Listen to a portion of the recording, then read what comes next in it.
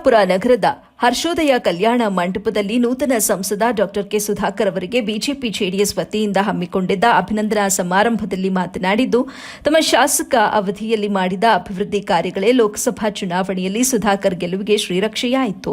ಚಿಕ್ಕಬಳ್ಳಾಪುರಕ್ಕೆ ಮಂಜೂರು ಆಗಿದ್ದ medical college ಕನಕಪುರಕ್ಕೆ ಹೋದ ಮೇಲೆ ಸವಾಲಾಗಿ ಸ್ವೀಕರಿಸಿ ಮತ್ತೆ ಚಿಕ್ಕಬಳ್ಳಾಪುರಕ್ಕೆ ತಂದರು. ಕಾಂಗ್ರೆಸ್ ಸರ್ಕಾರಕ್ಕೆ ಕಟ್ಟಡಕ್ಕೆ ಸುಣ್ಣ ಬಳಿಯಲು ದುಡ್ಡು ಇಲ್ಲ, ರಾಜ್ಯ ಕಾಂಗ್ರೆಸ್ ಸರ್ಕಾರ ಪಾಪರಾಗಿದೆ ಎಂದ ಅವರು, ಸುಧಾಕರ್ ತಮ್ಮ ಅವಧಿಯಲ್ಲಿ ಕ್ಷೇತ್ರದ ಬಹುತೇಕ ರಸ್ತೆಗಳನ್ನು ಅಭಿವೃದ್ಧಿಪಡಿಸಿದ್ದಾರೆ. ಇದಲ್ಲದೆ 25,000 ಬಡವರಿಗೆ ಉಚಿತ ನಿವೇಶನ ಹಂಚಿಕೆ ಮಾಡಲು ಬಹಳಷ್ಟು ಕಾಳಜಿ ವಹಿಸಿ ಹಕ್ಕು ಪತ್ರಗಳನ್ನು ಕೂಡ ವಿತರಿಸಿದ್ದಾರೆ. ಹಾಗಾಗಿಯೇ ಚಿಕ್ಕಬಳ್ಳಾಪುರ ಲೋಕಸಭಾ ಕ್ಷೇತ್ರದ ಜನರು ಅಭಿವೃದ್ಧಿಗಾಗಿ ಸುಧಾಕರ್ ಅವರನ್ನು ಗೆಲ್ಲಿಸಿ ಲೋಕಸಭೆಗೆ ಕಳುಹಿಸಿದ್ದಾರೆ. ಸುಧಾಕರ್ ನಿಮ್ಮ ಮನೆ ಮಗ, ಯಾವುದೇ ಸಂದರ್ಭ ಇದ್ರೂ ಅವರು ಚಿಕ್ಕಬಳ್ಳಾಪುರ ಬಿಟ್ಟು ಹೋಗೋದಿಲ್ಲ, ಜನರ ಕೈ ಹಿಡಿದು ಮುಂದೆ ಸಾಗಿಸಿ ಅಂತ ನುಡಿದ್ರು.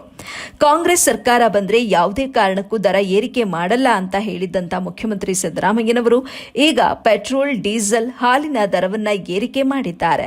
ನಿಮ್ಮತ್ರ ಇದರ ಜವಾಬು ಇದೆಯಾ ಅಂತ ಪ್ರಶ್ನಿಸಿದ್ರು.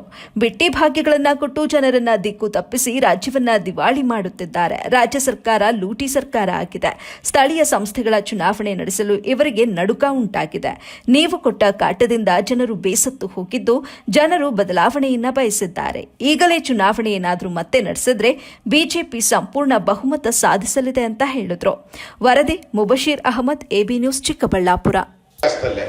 ಚಿಕ್ಕಬಳ್ಳಾಪುರ ಒಂದೇ ಒಂದು ಕಾನ್ಸ್ಟಿಗೆ, ಜಿಲ್ಲೆಗಲ್ಲ, ಒಂದೇ ಒಂದು ಕಾನ್ಸ್ಟಿಟ್ಯೂನ್ಸಿ 750 ಎಕರೆ ಸರ್ಕಾರಿ ಜಮೀನನ್ನ ಬಡವರಿಗೆ ಸೈಟ್ ಹಂಚಕ್ ಕೊಟ್ಟೆ. ಬಡವರಿಗೆ ಕರ್ನಾಟಕದಲ್ಲಿ ಯಾರಿಗೂ ಸಾಧ್ಯ ಇಲ್ಲ, ಬಿಡಿ, ಸಿಗೋದು ಇಲ್ಲ.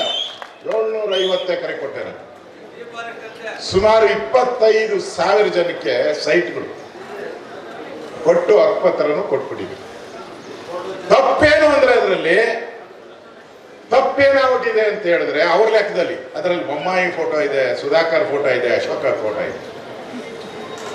ಅದಕ್ಕೆ ಹೇಳಿದ್ರು ಆ 3 ಫೋಟೋ ತೆಗೆದು ಇವ್ರ ಫೋಟೋ ಹಾಕೊಂಡ್ಬಿಡೋದು. ಗ್ರ್ಯಾಂಡ್ ಮಾಡಿದವ್ರು ನಾನು. 750 ಎಕರೆ ಸೈಟ್ ಕೊಟ್ಟವರು ಸುಧಾಕರ್ ಅವರು, ಸರ್ಕಾರ ಬೊಮ್ಮಾಯಿದು. ಈಗ ತಿರುಮತ್ತೆ ಅಂತೆ. ನೀವ್ ಏನೇ ಮಾಡಿದ್ರು ಅದನ್ನ ಜನ ನಂಬಲ್ರಿ. ಕೊಟ್ಟಿರೋದು ಕೊಟ್ಟಂಗೆ ಲೆಕ್ಕ, ಕೊಟ್ಟಿರೋದು ಕೊಟ್ಟಂಗೆ. ನೀವ್ ಏನೇ ಮಾಡಿದ್ರು ಮತ್ತೆ ಬದಲಾವಣೆ ಮಾಡ್ತೀರಿ. ಏನ್ಗಂದ್ರೆ ಈ ಸರ್ಕಾರ ಇರ್ತೈತಾ?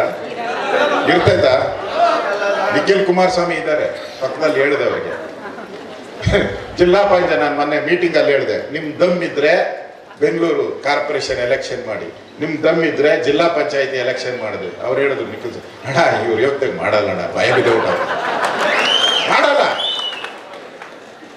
ಮೊನ್ನೆ ಪಾರ್ಲಿಮೆಂಟ್ ಚುನಾವಣೆಯಲ್ಲಿ 224 MLA ಕ್ಷೇತ್ರದಲ್ಲಿ ಎಷ್ಟು ಲೀಡ್ ಬಂದಿದೆ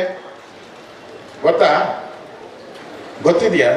143 MLA ಕ್ಷೇತ್ರದಲ್ಲಿ ಬಿಜೆಪಿ ಮತ್ತು ಜನತಾದಳ ಲೀಡ್ ಬಂದಿದೆ. 143. ಇವತ್ತು ಎಲೆಕ್ಷನ್ ಆದ್ರೂ ಅಷ್ಟೇ, ಒಂದು 5 ಸೀಟ್ ಹೆಚ್ಚು ಕಮ್ಮಿ ಆಗ್ಬೋದು ಅಷ್ಟೇ. ಮೊನ್ನೆ ಯಾವುದೋ ಸೋಷಿಯಲ್ ಮೀಡಿಯಾ ಬಂದಿತ್ತು, ಆಕೆ ಚಂದ ಬಂದಿದ್ದು, ನಿಮ್ಮ ಹತ್ರಕ್ಕೂ ಬಂದಿಲ್ಲ ಅಂದ್ರೆ ಕಳಿಸ್ತೀನಿ ನೋಡಿ.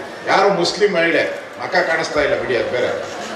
ಹಾಕೊಂಬಿಟ್ಟು ಅವ್ರಿಗೆ ನಾನು ಅವರು ಟಿವಿಗೆ ಹೇಳಿರೋದು, ಯಾವುದೋ ಚಾನಲ್ಗೆ, ಯಾವುದೋ ಚಾನಲ್ಲು, ಆ ಚಾನಲ್ ಅವ್ರು ಹಿಡಿದಿದ್ದಾರೆ. ಅವರು ಹೋಗಿ ಇದ್ರ ತರ ನಿಂತಿದ್ದಾರೆ, ನಮ್ಮ ಪೋಸ್ಟ್ ಆಫೀಸ್ ವಿಧಾನಸೌಧ ಮುಂದೆ ಇದೆಯಲ್ಲ, ಪೋಸ್ಟ್ ಆಫೀಸ್ ಜನರಲ್, ಅಲ್ಲೋಗಿ ನಿಂತು ಬಿಟ್ಟಿದ್ದಾರೆ.